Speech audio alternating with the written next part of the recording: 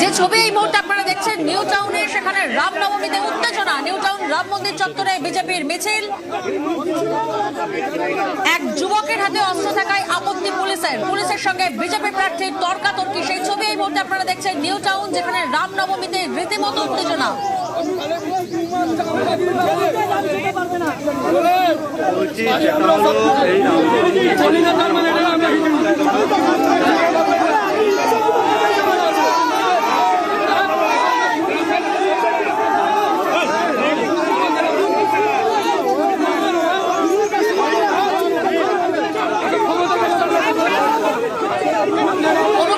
আমাদের সঙ্গে রয়েছেন অনুপ। যে ছবি আমরা দেখছি, পুলিশের সঙ্গে বিজেপি প্রার্থী পীযূষ কানোরিয়ার রীতিমতো তর্কাতর্কি, বচসা, কি পরিস্থিতি এই মুহূর্তে?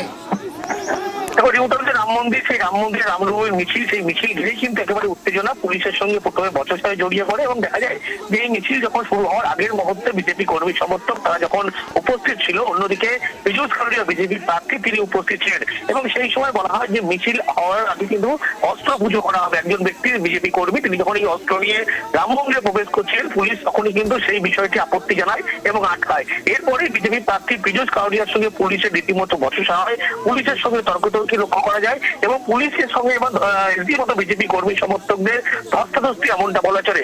এর পরবর্তী সময়ে ভিতরে অস্ত্র পুজো তারা করে এবং মিছিল কোনোভাবে আটকানো যাবে না এমনটা বিজেপি প্রার্থী পীযূষ কানোরিয়া পুলিশকে জানায়। তার পরবর্তীতে মিছিল এই মুহূর্তে শুরু হচ্ছে রাম মন্দিরে যে মিছিল, সেই মিছিল শুরু হয়ে দমদম পার্ক পর্যন্ত যাবে ভিআইপি রোড হয়ে। কিন্তু এই মিছিল ঘিরে কিন্তু পুজো যখন শুরু হবে সেই সময় উত্তেজনা, যখন দেখা যায় যুবক মন্দিরের মধ্যে প্রবেশ করছে একটু অস্ত্র নিয়ে অস্ত্র পুজো করবে বলে, সেই সময় কিন্তু এই মিছিল আটকায়। যদিও বিজেপি প্রার্থী পীযূষ কানোরিয়া তার দাবি রীতি মেনে তিনি কিন্তু 15 বছর ধরে রামনবমীর অনুষ্ঠান এখানে করছেন, কোনোদিন গন্ডগোল হয়নি, জোর করে পুলিশের পক্ষ থেকে বাধা দেওয়া হচ্ছে এমনটা তিনি অভিযোগ করেন এবং অস্ত্র নিয়ে মিছিল করবে না এমনটা বিজেপি জানিয়েছিল। শুধুমাত্র রীতি অনুযায়ী তারা অস্ত্র নিয়ে পুজো করবে, পরবর্তী ক্ষেত্রে তারা মিছিল রওনা দেবে। মিছিলে কোনো অস্ত্র থাকবে না এমনটাও বলা হচ্ছে পুলিশের পক্ষ থেকে। এই অস্ত্র